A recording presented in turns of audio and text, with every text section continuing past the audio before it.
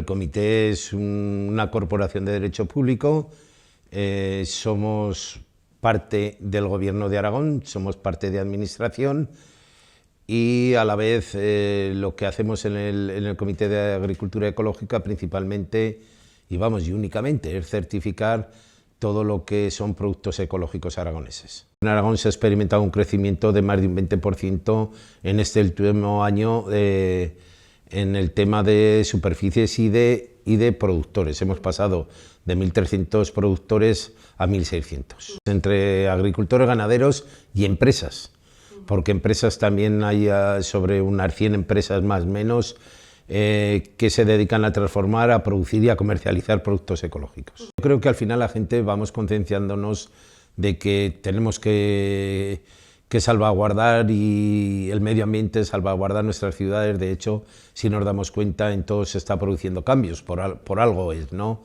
Entonces, poco a poco, para Navidad fundamentalmente, pues hay un plato que dice en el cardo Navidad, que se cría el muel, tenemos los frutos secos, que Aragón es una potencia en frutos secos ecológicos, estamos hablando de un ternasco y pescado. El tema del pescado sí que en ecológico hay que ir siempre a piscifactorías. Y bueno, frutas y hortalizas pues tenemos. O sea, yo considero que se puede poner una mesa con productos aragoneses, productos ecológicos, productos de calidad y productos buenos.